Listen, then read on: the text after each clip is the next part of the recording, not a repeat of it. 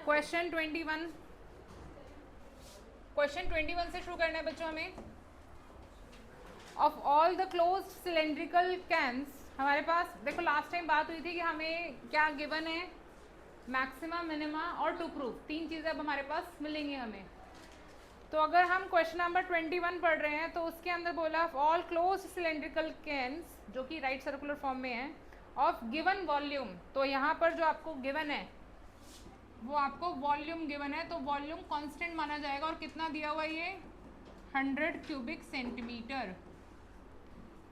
Find the dimension of the can which has the minimum surface area. तो minimise किसको करना है, minimise करना है सरफेस एरिया को।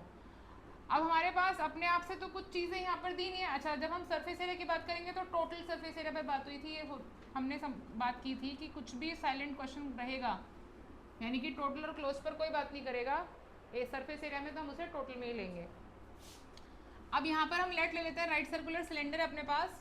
तो राइट सर्कुलर सिलेंडर के लिए मेरे को हाइट चाहिए और रेडियस चाहिए। Let r be radius, let r be radius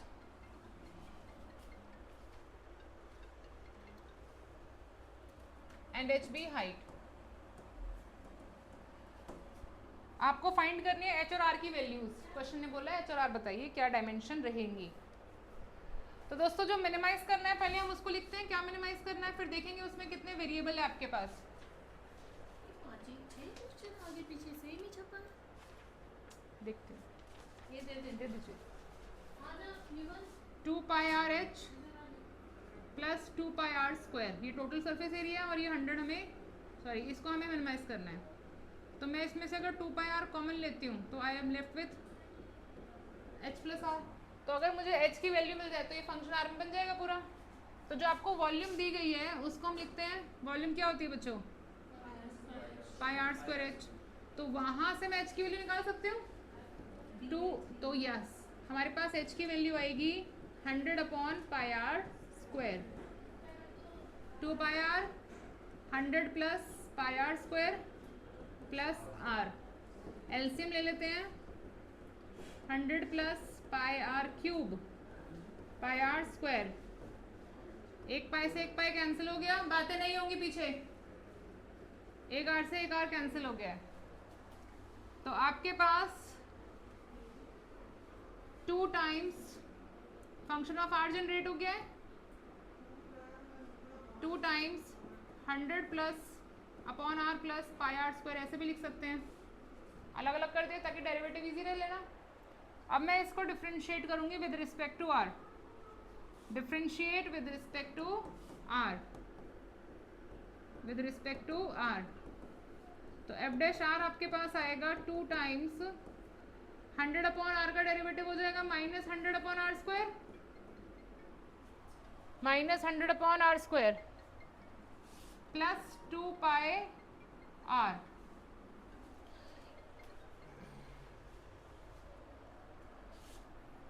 equal to 0 करते हैं, इक्वल टू 0 करते हैं, इसको हम सेकंड बोल देंगे। F dash r is equals to 0। तो आपके पास minus 100 r square is equals to 2 pi r हो जाएगा, माइनस में माइनस से माइनस कैंसिल हो जाएगा,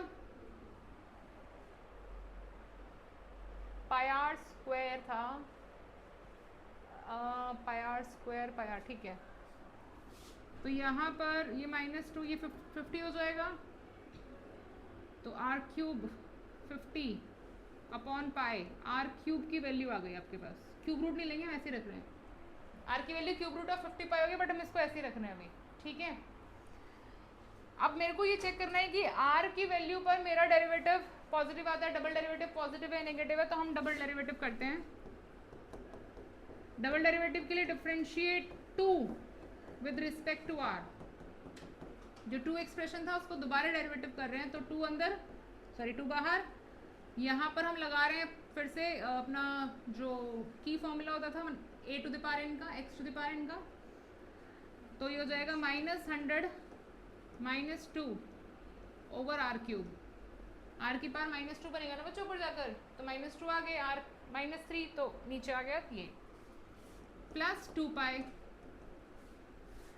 जहाँ पर मेरे को आर की वैल्यू पुट करनी है क्यूब रूट, तो मैं आर क्यूब ही पुट कर लेती हूँ, इजी रहेगा मेरे लिए। वैसे तो हम यहाँ पर लिखेंगे क्यूब रूट ऑफ दिस, लेकिन मैंने वहाँ नहीं लिखा था। अब मैं आर क्यूब की वैल्यू 50/π रख देती हूँ। 2 टाइम्स 200, 50, पाई ऊपर चला जाएगा, 2π। पॉजिटिव आ रही है, पूरी कैलकुलेट करने कर लो, बट उसका कोई यूज़ नहीं है, पॉजिटिव नेगेटिव के लिए चेक करना होता है। कर लिया जी। तो यानी कि आर की इस वैल्यू पर, क्यूब रूट पर, हमारे पास जो सरफेस एरिया है वो क्या है, एट मिनिमम। मिनिमाइज करना था क्या इसमें, यस। एट आर इज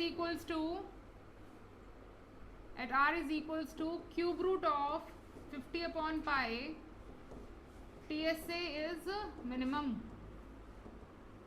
लेकिन क्वेश्चन ने हमसे दोनों डायमेंशन पूछी है, तो हम h भी बताएंगे। h के लिए हम यूज कर रहे हैं बच्चों एक्सप्रेशन जहां पर हमने h इज इक्वल्स टू लिखा था, दिख रहा है आपको।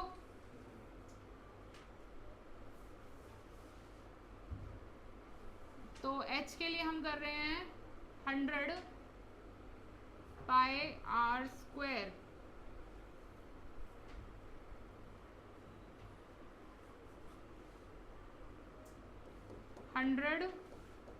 रेसिप्रोकल करेंगे इसको, तो स्क्वायर है तो ये 50/π की पावर, आर नीचे है तो रेसिप्रोकल होगा, π/50। क्यूब रूट का मतलब है 1/3, स्क्वायर है तो 2/3। इसको सिंप्लीफाई करेंगे जितना होगा, 100 पाई की पावर 2/3, 50 की पावर 2/3 पाई। क्या मैं इसको 2 × 50 लिख सकती हूँ सॉल्व करने के लिए बच्चों? बस पाई का 2/3 -1 हो जाएगा, 50 का भी पाई आपका हो जाएगा 2/3 -1, 50 आपका हो जाएगा 1 - 2/3। एक साथ करना चाहे कर सकते हैं, स्टेप में कर लो। तो ये क्या आ रहा है आपका,